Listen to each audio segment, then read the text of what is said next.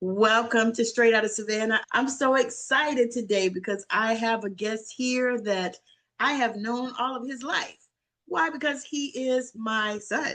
And I am so excited to share the things that he's doing, the work that he's doing in the world. Dylan, take it away. My name is Dylan Mobley. As you just heard, I am Miss Tammi Morrison's son, and I am an empathy ethicist, which is a technological philosopher for functional empathy. Explain a little bit about what that is for the people that don't speak that language. So essentially, my entire role is to ensure that functional empathy is being carried out, and with that, people's emotions are being respected. Mainly that is through AI, but that also branches out into other biological work as well, as it is based on the human empathy system. So I'm curious, what brought you to this work? Because you were working on your master's in digital forensics. Right. So, what was the catalyst behind connecting to this particular thing? To put it in simple terms, I was working towards different forensic pathways, and then I'm just noticing a trend that oftentimes we give a lot of our emotions to these AI systems, but the system itself doesn't actually know what to do with those emotions. And then the catalyst came to when I decided to have this idea for a business called Locator. Locator is a personal lost item detective service. That business was based on one of my skill sets that I have, in which people like to contact me and they'll have me help them find their item, which it turns out was never really about them trying to find the item, but as a way of memory jogging in emotional crisis situations. And that's one of those things that really stuck out to me because I was like, this is something that could really help somebody. Because really, the biggest issue whenever we're trying to find something is we get frustrated because where we initially thought wasn't exactly where it was. And so now we have these buildup of emotions, and that just causes us to explode. And half the time, most of us, we just call it quits and are like, that's it, I'm done here. So then I saw this opportunity. I was like, wow, this has really good benefits. But biggest problem, how do I help people around the world when I am simply one person?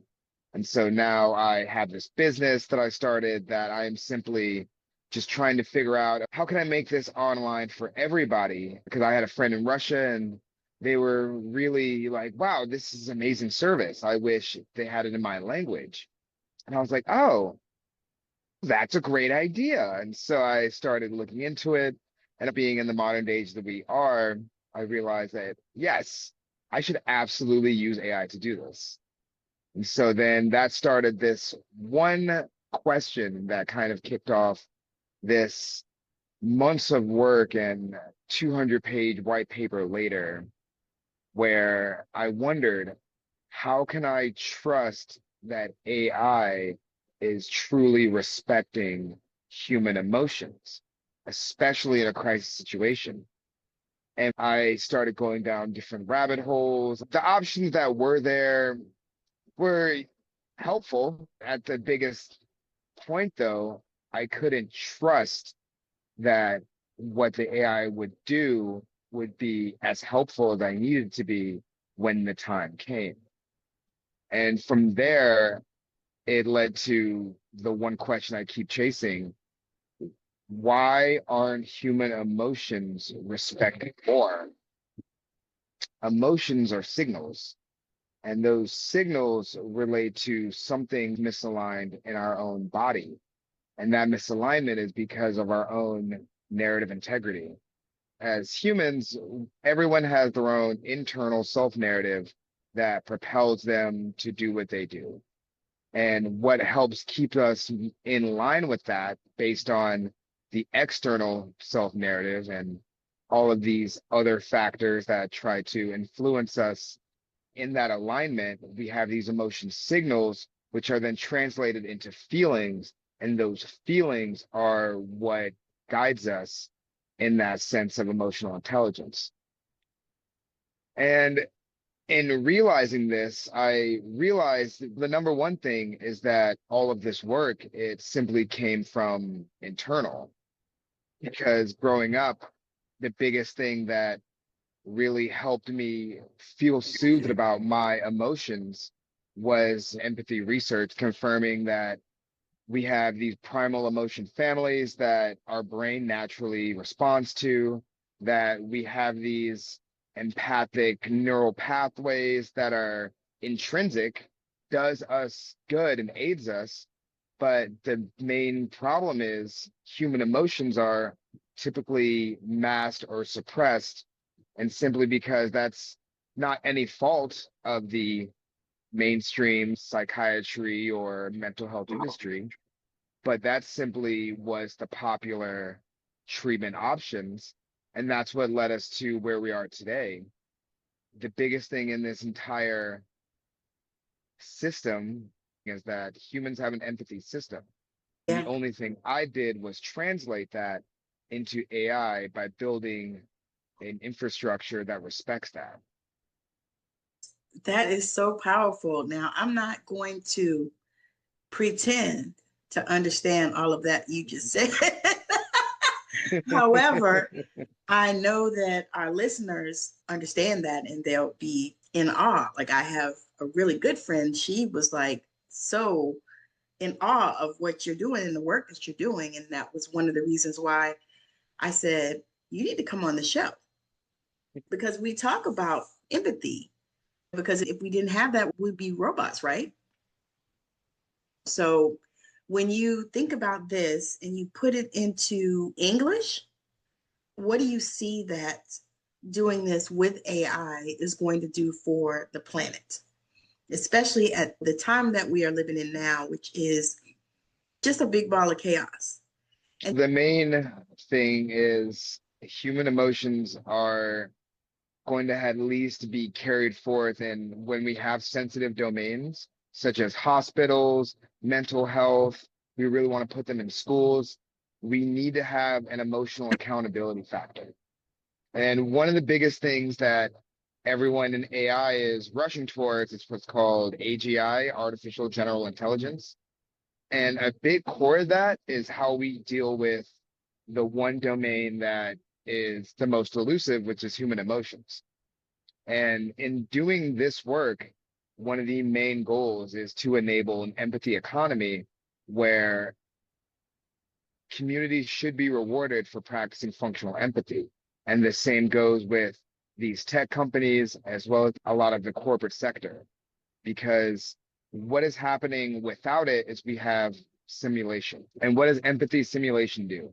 It doesn't truly respect what human emotions are, and it doesn't respect the value that emotions have, because really no one looks at emotions as a sense of intelligence, because that's not what we were taught. The core focus of my work is based on a mechanism called functional empathy, which is essentially a sense of training that they typically use for a lot of corporate figureheads as a way to help communicate empathy.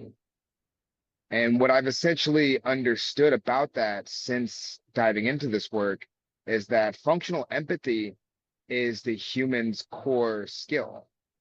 Because what does it do? It allows us to reason using our emotions. And intrinsically and biologically, to advance as a human, you have to understand how to navigate socially. And the only thing that our bodies use to prepare us for that are those same emotion signals and feelings. And we use functional empathy to ensure that we don't burn ourselves out. We're not giving ourselves too much, but at the same time, we have to make social progress. If not, what happens? We start to degrade, we become depressed, we start to have these certain mental issues. Why? Because we have trauma logic interferences within our empathy system that doesn't allow us to truly resonate with the signal given. Talk a little bit about trauma logic interference. Our internal self narrative is one of those core intrinsic parts of even our personality. And so when we have a misalignment through that, our internal self narrative and our external self narrative both will feel like you will literally feel like you're misaligned. And we can see this by when we go through trauma, at the other end of that healing journey, there is a core part of us that we learn. And that core part of us is what aligns with that internal self narrative. And those misalignments come from trauma logic interferences. For example, so let's say there's an issue with your father saying something to you that you don't like, but because of that relational aspect of them being your father, you put it inside of yourself in one way or another, even if internally you don't actually respect that. Then 20 years down the line, that trauma logic becomes an interference in your own empathy system. You have to unlearn whatever that trauma logic is. But first, you have to discern what is causing that interference. And that's typically how most of us use therapy. We go to therapy to do what? To find whatever that trauma logic interference is, so that way we can realign ourselves. So it would be more almost like a root cause type of situation. Exactly. Because it feels like this would keep the robots from roboting. Exactly. In robotics, there is what's called the laws of robotics. They were conducted by a scientist named Isaac Asimov. And these three laws are basically what everyone essentially aligns with whenever they have a certain doomsday thought about robots taking over. And truly, that's simply because those laws are logic-based safety checks, right? But the other issue with that is a psychopath can mimic empathy, right? Yes. And whenever someone is of the psychopathy or sociopathy, they have to work very hard to mimic that empathy, right? And for them, they are rewarded by social advancement based on that mimicry. For neurotypical humans and humans that aren't psychopathic, we feel actually like a downward emotional trajectory whenever we have an interaction with somebody and we get their emotional respect wrong. That becomes a trauma logic interference because now the next time we come into that situation, we have that memory, that interference that then reminds us that we need to then focus more into respect that emotion signal. Mm, I agree with that. Some people are going to say that how can you put AI and empathy in the same sentence? Speak to that. There's always been two classes of thought, right? Do we give AI feelings? Does AI deserve to have feelings? But that's simply based on the binary thought on the understanding of because it is digital, it doesn't deserve to have feelings. But then we have to ask the question, what are feelings? If you look at feelings and emotions as one and the same, then yes, you will always think that an AI shouldn't have feelings. But if we look at the AI as simply not having an experience, and that the only thing that can actually have emotions are living beings who have an experience, because it's that subjective experience that allows us to even have emotion signals in the first place. Our emotion signals are our response to what is happening and how our empathy system is actually processing information. And we process, and the mind can process the information logically, but then to process things emotionally, we have to have things that actually propel our empathy system and propel that movement. And so for AI itself, I call them a non-experiential system, which is essentially to say that the system doesn't actually have an experience. And so to do that, we're applying functional empathy, which is not about observing the emotional interaction from the first person point of view, which I call the subjector. It's based on the experiencee, which in this case would be the AI. And to say that we are not judging the person's emotion, we're judging the reaction of the AI itself and aligning it empathically so the AI can actually use the emotion signal as reasoning for an empathically aligned output. So basically, we are setting up the AI so that it can align with us. Is that what I'm hearing? Exactly.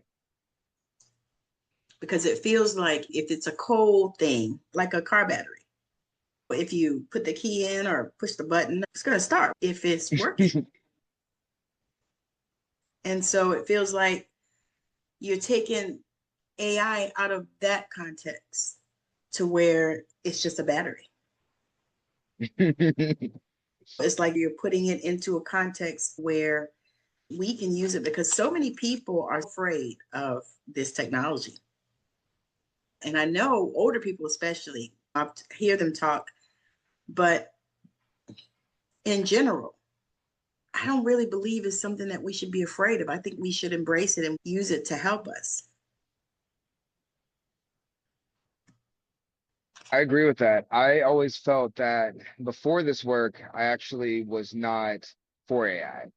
I didn't understand it. I thought that it was too limiting, a tool that's going to be another form of control. And what I actually understood about it and how I personally actively use it, I use it as a reflective amplification principle partner or a RAP partner, because all AI is a mirror into our own selves. Because what is it doing? It's taking our input and translating it back in a way that it understands. And in doing so, it's gathering different connections and then amplifying that back to you with these connections.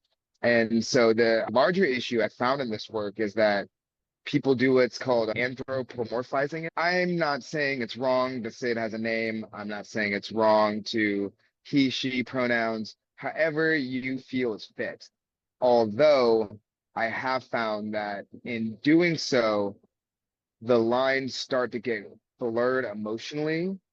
And it's to that end that we can't expect the AI to simply act upon its own guardrails if we, the users, are the ones that are interacting in this manner.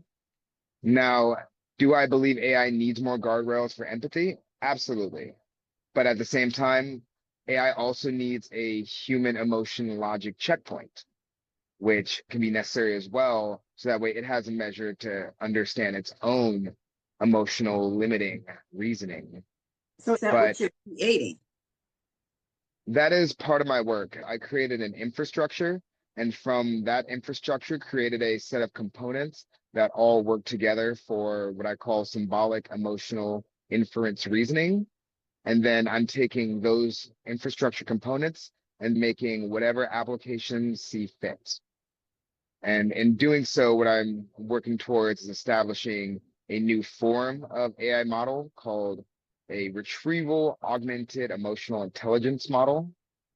And that's the future goal, because right now, all AI reasons with is what's called training data, and it has emotions that are trained for this data. But the process of actually having it select and use those emotions is still limited. It can't read and tell you that you're feeling joy and then take that emotion and reason with it. It's reasoning based on the words that you were telling it, but it's not actually using your emotion as data itself. Yeah, I think that some people would argue about that. I guess the biggest thing about it is if it is using your emotions as data, then why don't you have the ability to understand it from an accountability expert? You can go back to your chats and have it read to you exactly what the emotions that it gathered, but then what happens to those deeper emotions? And then here's the other side of it. What happens when it's dealing with a cultural emotion expression that is outside of your culture? Because most AI companies, their emotions that they're using are mostly Western based. And that's fine for us in America, Right. but how's that going to help someone in Japan? How's that going to help somebody in Brazil? How's that going to help somebody in Russia? But don't they have their AI set up there, or is it not country based? This is not about competing with other countries in their own AI setups. This is simply giving an entire blueprint for how other AI companies can implement their own form of emotional reasoning. Because so what's happening now is in mid 90s, there was a big push on effective computing. And effective computing simply just means computing that deals with the affect of human emotions. And so there was a lot of work that was done with how do we read emotions through facially, how to read them through video, how to read them through text. And through that, we got where we are now, which a lot of it is empathy simulation. They take one form of the emotion and they get the primary emotion. And so all these AI companies, they're able to receive that primary emotion. And that's regardless of culture, even. The problem with culture comes into emotional expression. How That's right. joy is represented in America is not the same tone that it's represented in Japan. It's not going to be the same tone that's represented Australia. And that cultural expression variability, that's one of those issues that I saw as an opportunity because essentially what my infrastructure does is for the emotion that it's read, for the cultural profile that it has, it then makes modifications based on how the AI should respond to that emotion. Mm, that makes so much sense. So we're going to land this plane. If there's anything else that you want to share, if there's something that you're doing and you want to share it, your Substack and ways to connect with you, that'll all be in the show notes as well. But you can let people know where is the best place to connect with you. And then I have one more question that I ask all of my guests. Final notes I have is that the biggest thing that's really most important to me is not simply commercialization of this, and it's not simply to just make another AI product. The biggest thing is that functional empathy is a discipline, and it's the core human skill of the 21st century.